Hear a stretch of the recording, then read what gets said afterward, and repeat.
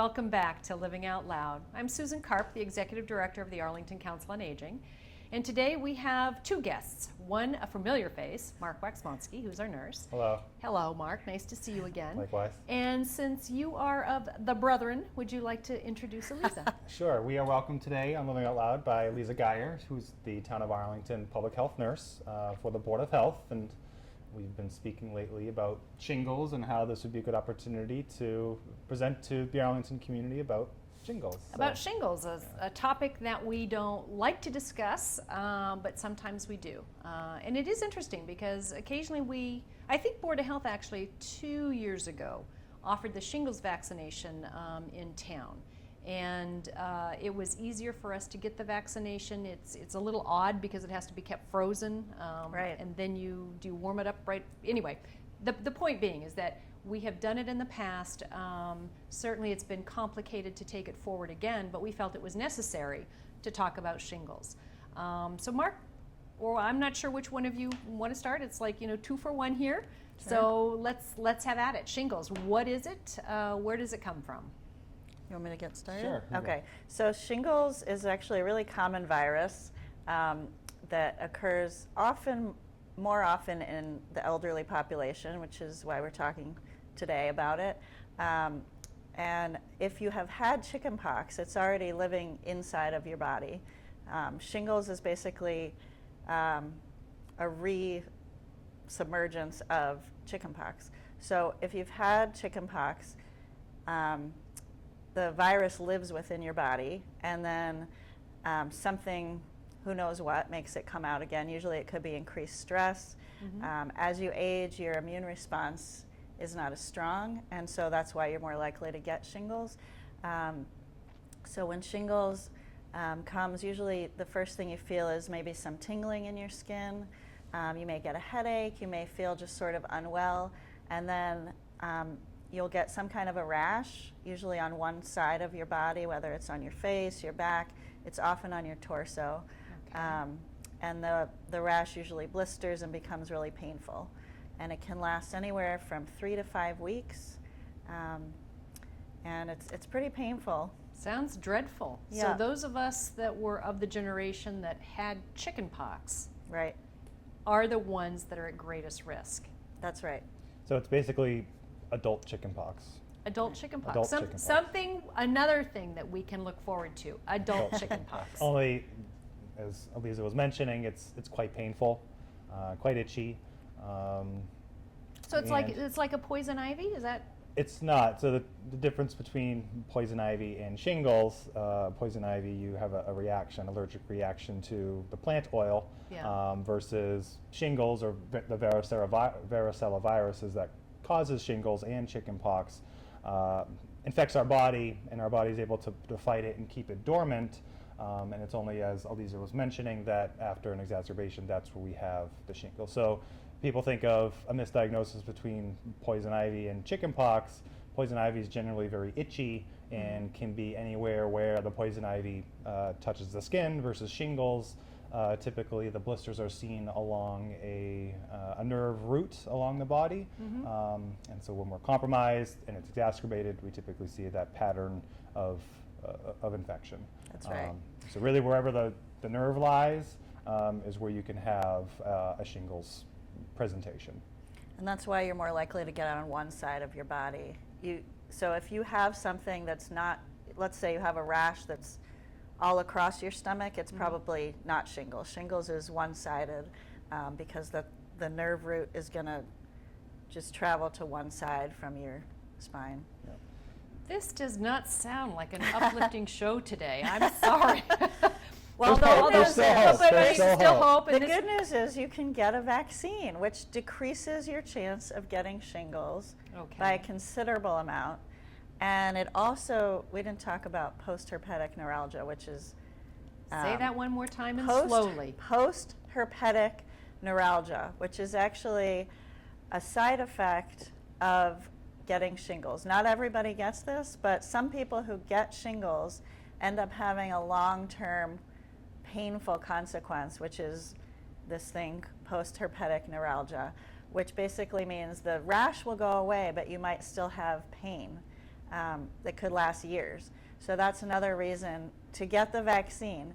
People who have had the vaccine have been shown that most of those people have not gotten this complication, the post-herpetic neuralgia. If you happen, let's say you're watching the show and you think you may have shingles right now, go to your doctor right away. The sooner you go, the more early they can treat you. The treatment can be an antiviral medication they would give you, and also some type of pain medication. Oh my gosh. So the pain we're talking about shingles pain. This Yeah. isn't typically Motrin or Tylenol type pain. Right. This is something that's going to require more heavy duty pain medications. So there's neurologic pain medication, thinking of gabapentin and other similar ones, but oftentimes, sometimes opiates or narcotics can be given for this type of pain. This is to the point where you're not going to want to get out of bed because the friction of the bed is going to extensively cause the pain of the blisters.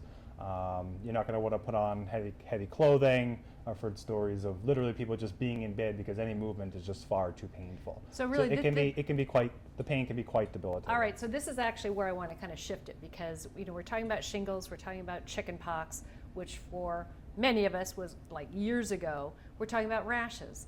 Well, that's just the tip of the iceberg. It's not just- Beneath that is now what you're explaining as far as a pretty debilitating experience. Absolutely. And it was interesting because I knew someone years ago that they didn't realize that they had shingles. They had gone to bed with either a heating pad or an electric blanket, and they actually woke up thinking that they had burned themselves. And the days are going on, and this burn is just it's just really hurting. It's not getting any better. Long story short, I think they went to the doctor, and they were recommending an epidural. So I guess this person had it on their back, and so It's a nerve block, right? It's a nerve block. So I'm not sure whether the person did it, and I think I'm sharing this because this individual wasn't thinking shingles. He was an older adult, active. I don't believe had been sick. Not to say that we all walk around with the idea of like, oh, this is the symptoms of.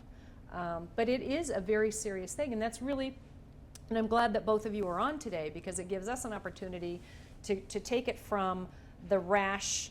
I mean, because you see commercials. The guy's at work. He has this hideous, rash on his face, which is a part of the symptom and process. Mark educated me on before we got in here today. Thank you. But it shows somebody that's at work. It doesn't describe the point where you just can't move.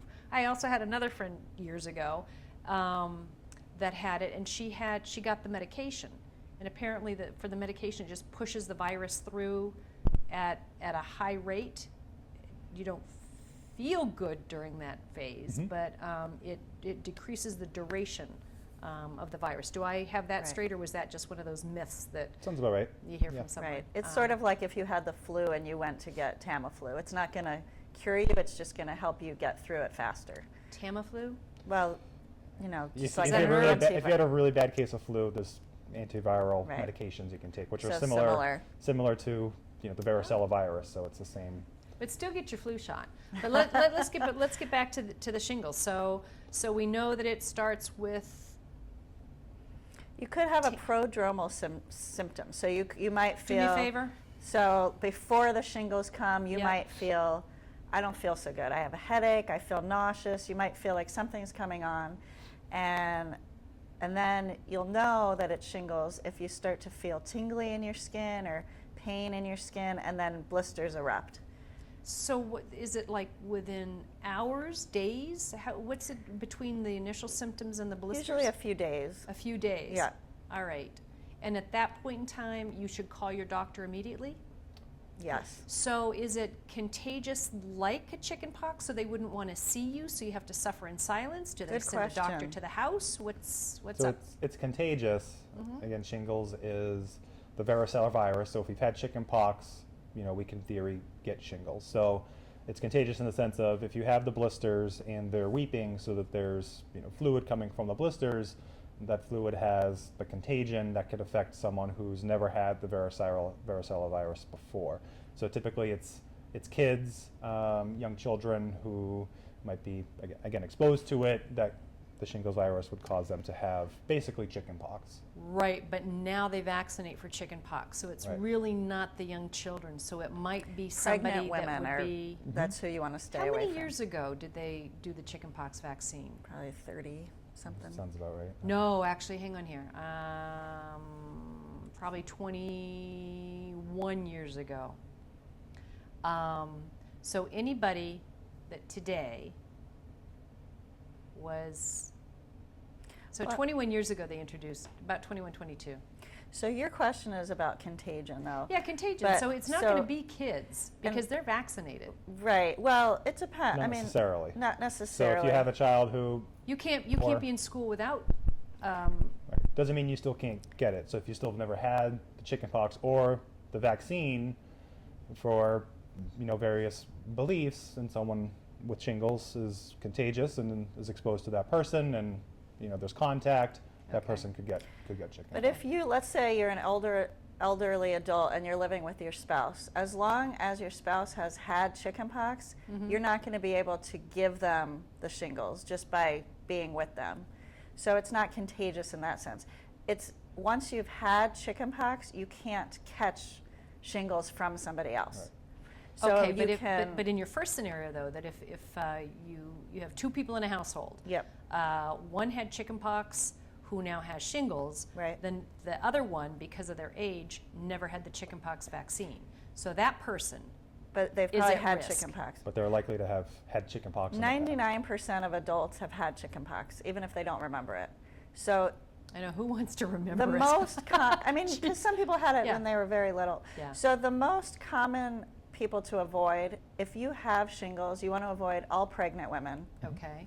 You want to avoid young children. Most everyone else is not going to be able to get what you have from All you right. if you have the shingles. All right. However, so there's sometimes exceptions. So someone, let's say for example, you're living with your spouse has shingles, very painful, the spouse can't work, and maybe there's some income concerns, and so now the other spouse has to take care of this person, has to worry about finances and other things, and so psychological stress can be a trigger for shingles. So if you're under undue psychological stress, there's been studies to show that it can trigger a shingles exacerbation. And so someone might think in their mind, oh, my spouse has shingles, I'm under stress, I'm gonna, now I have shingles, shingles gave shingles. It's not necessarily. But it was really gonna work like coming that. from your own body. Right. Does that make sense? Sure. So, but I Absolutely think sure. the take-home message is if you contract shingles, you're mostly not contagious to other people. The only people you want to stay away from are young children and pregnant women. Okay. So we're talking about not feeling well, we're talking about the rash, we're talking about the blisters. We're talking about a period of time of not feeling well. So a cold can make you not feel well for a little bit. So what's the big hoopla? I mean, are there any long-term, residual effects from shingles? So we talked about the post-herpetic neuralgia, which is the extensive pain, Yeah. neurological pain after experiencing shingles. Unfortunately, some folks who get shingles can get it on their face, which can affect their optic nerve, which could lead to decreased vision and perhaps blindness, All which is right. a serious thing. Yeah. And then if you have any other kind of comorbidities, it could exacerbate those as well. So comorbidities, you have COPD, emphysema, heart disease, history of cancer, stroke, those things. So it's an unpleasant experience and can really exacerbate kind of other things. It can also, because it's in the nerves, it can also have long-term effects such as dizziness or imbalance, things like that. Like when you think of neurological, it's a neurological thing. So it's nerve pain, and then long-term effects can be either nerve pain or actually damage to, like Mark was saying, the eye, or even things like falling a lot, being dizzy, things like that, balance. And those are long-term. Those are long-term. Those are long-term. Right. Wow. Yeah. Wow. So it- get your shingles vaccine Well, and when speaking you're of- old enough. I was so just going that's to say another there question. seems to be some, you can't just run out to your doctor's office and get it. I mean, there's a criteria. So 60 and older the vaccine is approved by the drug company to give it for 60 and over. So if you're 60 and over, you might want to talk to your doctor about if you'd be a good candidate. Typically, they'll give it to you 65 and over. That's almost guaranteed that your insurance will cover it. Right, and does the consumer have to check with the insurance company with that, or do The doctor's office will do that. they'll do that? Yeah. All right. So it's, but I also understand that you can go as low as 50 years and older. So that's really a discussion, getting back, that's a discussion that you have with your doctor. Absolutely. All right, Yeah. so it generally is available for 65 and older, even though the CDC or the drug companies Right. say that it's that Approved for 60 and over. 60. Right. But of course, I'm sure if your health is compromised in any way, that's for a conversation between you and your doctor. Exactly. And not what you see on TV. Absolutely. Because we are driven by the marketing aspect of the drug companies. But clearly with shingles, it is a serious, serious event, which may lead to long-term symptoms? Issues, thank you. So it's really something that you really want to have the conversation with the doctor.